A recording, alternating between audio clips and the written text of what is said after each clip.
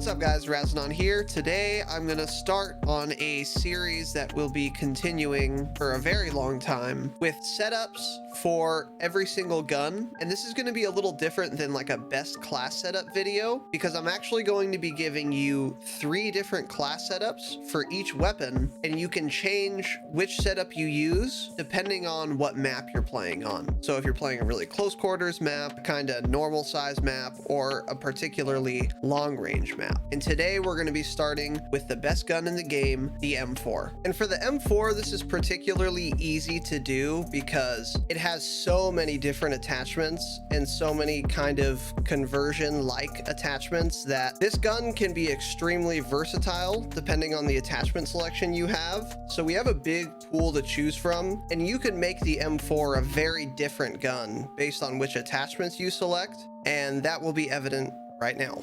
And just to let you guys know, I do stream on Twitch every Tuesday, Thursday, Saturday at 7 p.m.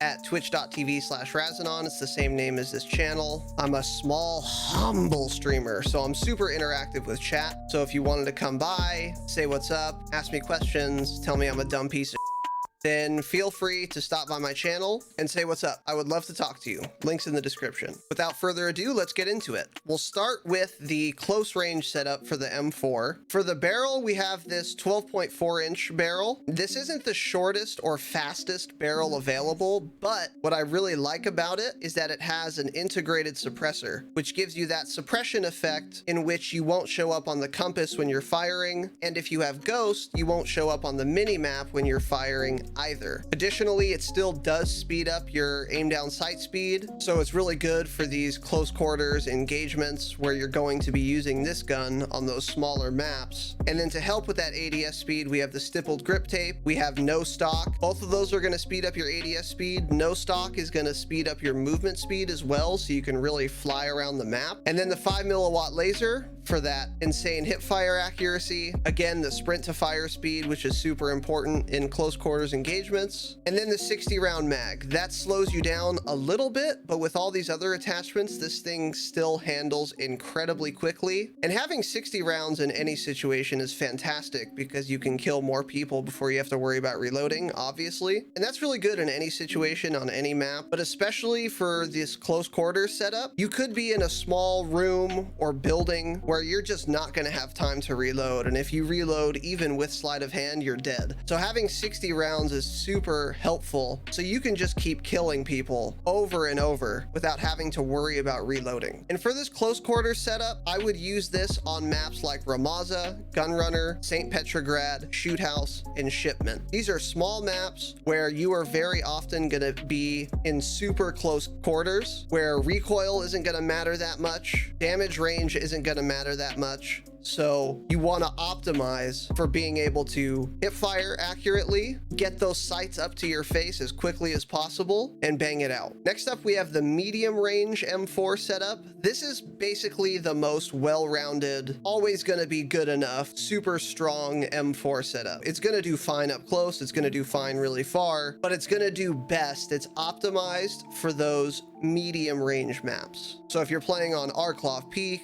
Grozny Raid, Hackney Yard, Azir Cave, Piccadilly, or Crash, I would consider those medium range maps. And this is where this gun is going to really shine. We've got the monolithic suppressor to keep that suppression effect and increase your damage range and give you some more recoil control so you can stay on target when people are a little farther. The stock M16 Grenadier barrel, it's the longest barrel available. It's going to give you insane bullet velocity, so it's almost going to feel like hit scan. It's going to pump up those damage ranges as well, so you're still going to be killing quickly when people are far. And then to counteract those heavy slowing down attachments, we've still got the stippled grip tape and the no stock. You're still going to ADS quickly. And then of course, again, we've got the 60 round mags because it's the best attachment for the M4 out of everyone. And some of you might be wondering, why aren't you using the 50 round mags instead of the 60, since the 60 slows you down more? I've tested this and I cannot tell any difference with movement speed or ADS speed when I'm using the 50 versus the 60. So as far as I can tell, there's no downside to using a 60 round mag compared to the 50 round mag. And the benefit is obviously 10 more bullets in the magazine. So that's why I'm using that as opposed to the 50 in all these class setups. And then that last class setup for long range maps, maps like Anaya Palace, Euphrates Bridge, and every ground war map is going to look like this. We keep the M16 Grenadier barrel because, again, it's the longest barrel available, and that's particularly important in really long range engagements, especially the bullet velocity. If you don't have any kind of barrel and you're trying to kill someone really far away with an assault rifle, you're going to feel like your bullets just aren't hitting. And the reason for that is the travel time becomes noticeable at these long ranges, and bullet velocity becomes super important. So that's one of the reasons we're using this barrel. It increases that bullet velocity to the max, and it also increases your damage range, which is obviously important on a long range map. And then we've ditched the monolithic suppressor for a holographic sight. Holographic sight zoom in at about 1.75. The reason I like this is that it's enough zoom to get long range kills, but it also doesn't zoom in so much that you're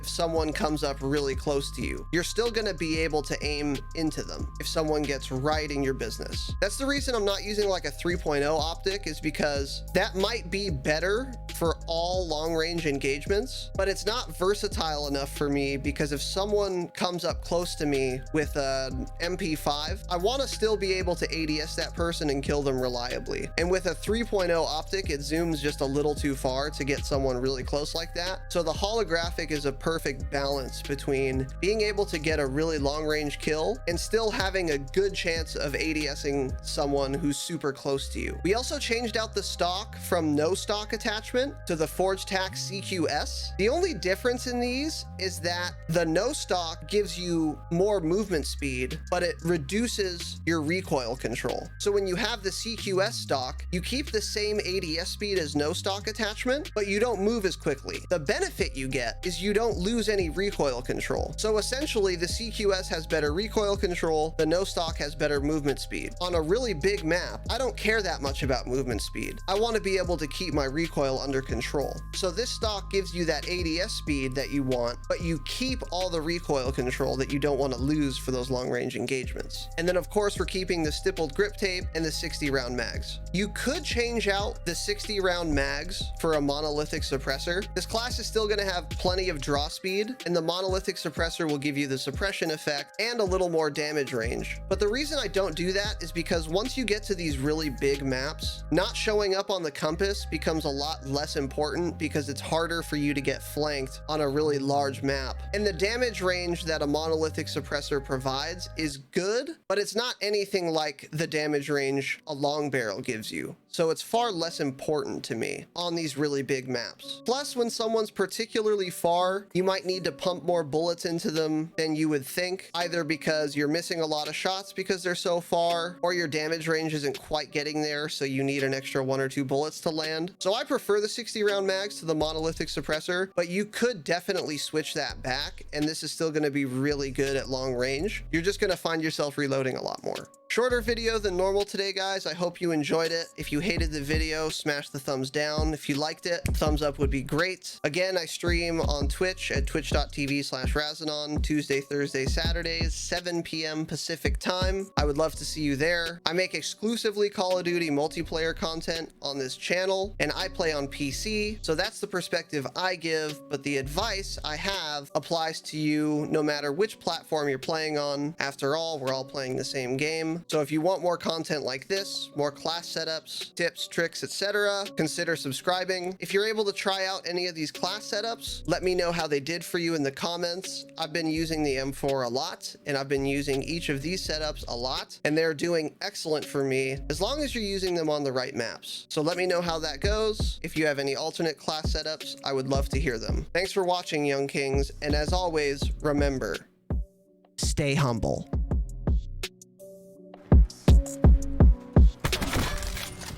Oops.